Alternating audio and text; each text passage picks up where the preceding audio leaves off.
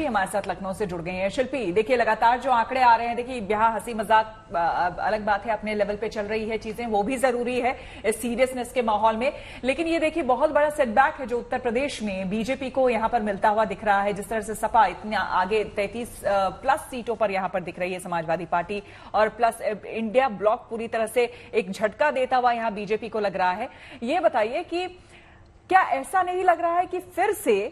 धर्म और जाति की राजनीति हावी हुई? क्योंकि उत्तर प्रदेश के मुख्य तौर पर बात करें तो यहां पर गिनाने के लिए इस बार बीजेपी को कुछ ऐसा खास था नहीं। मंदिर बनने की बात थी, मंदिर बन गया, लेकिन उसके बाद यहां पर आकर जो चुनावी माहौल में जिस तरह से राजनेताओं ने अपने भाषण में अपनी बातों को रखा, तो विकास के कार्यों को उतना ना देखते हुए लोगों ने फिर ऐसा लग रहा है कि कहीं ना कहीं धर्म और राजनीति, जाति की जो राजनीति है, जातिगत राजनीति जो पुरानी चली आ रही है, उस पर तवज्जो दिया और वोट उसी हिसाब से। शिल्पी, बिल्कुल, देखिए ये राजनीति में एक बात है, हकीकत है कि बात तो विकास की होती है, लेकिन जब वोट पड़ते हैं तो जातियों पर पड़ते हैं। और खासतौर पर अगर आप हिंदी बेल्ट की बात करें, यानी बिहार, उत्तर प्रदेश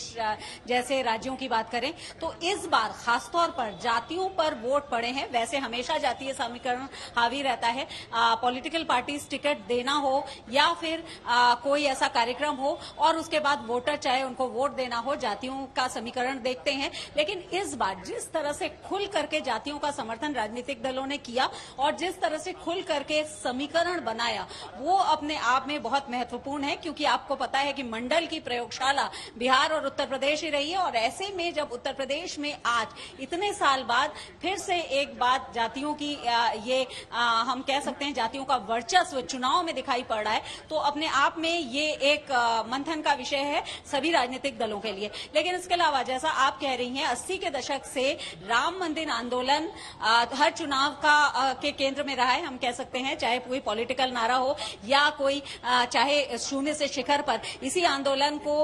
मुद्दा बना करके पहुंचने वाली बीजेपी उसके राजनीति के केंद्र में रहा है। लेकिन इस बार मंदिर का लोकार्पण हो गया है, रामलला की प्राण प्रतिष्ठा हो गई है, अब ये कोई मुद्दा नहीं है, तो ऐसे में ये भी एक फैक्टर हो सकता है। लेकिन मुझे जो जमीन पर, ग्राउंड पर काम करते हुए लगा, देखिए उसमें एक और बात महत्वपूर्ण है। जिस तरह से विपक्ष ने उत्तर प्रदेश में जो पेपर लीक हुए, जो महत्वपूर्ण जो पर्चे आउट हुए, उसके बाद जो पेपर कैंसिल हुए, यानी युवाओं से जुड़ा हुआ बहुत बड़ा मामला था, उसको उठाया और उसको एक तरह से उन्होंने उनका पक्ष लिया और उसको सियासत का एक जरिया भी बनाया। वो अपने आप में महत्वपूर्ण है, क्योंकि वो बहुत सारे ऐसे युवा हैं जिनको वाकई नौकरी की जरूरत है और वो इस बात को लेकर के विरोध प्रदर्शन करते रहे। तो जो पेपर लीक वाला मामला था, पेपर कैंसिल होने वाला मामला था, उस बात में यही कहा जा रहा था कि युवाओं की जो नाराजगी है, क्या ये नाराजगी भारी पड़ेगी? अभी रिजल्ट्स फाइनली डिक्लेयर होने हैं, लेकिन जिस तरह से रुझान है उसको देखते हुए कहा जा सकता है कहीं ना कहीं ये फैक्टर भी एक महत्वपूर्ण फैक्टर हो सकता है, जो आगे बीजेपी के रणनीतिकारों के मंथन का विषय होगा। दूसरा, जो वोट परसेंटेज कम हुआ है उसमें बहुत सारे जी बोलिए, कंटिन्यू कीजिए। जी, जो वोट परसेंटेज कम हुआ है, आपने देखा कि कहीं पर 53, कहीं पर 54% वोट पड़े, तो उस समय भी ये था कि बीजेपी हमेशा से अपना स्ट्रेंथ बूथ मैनेजमेंट को मानती रही है, यानी बूथ पर जो स्ट्रक्चर कार्यकर्ताओं का है।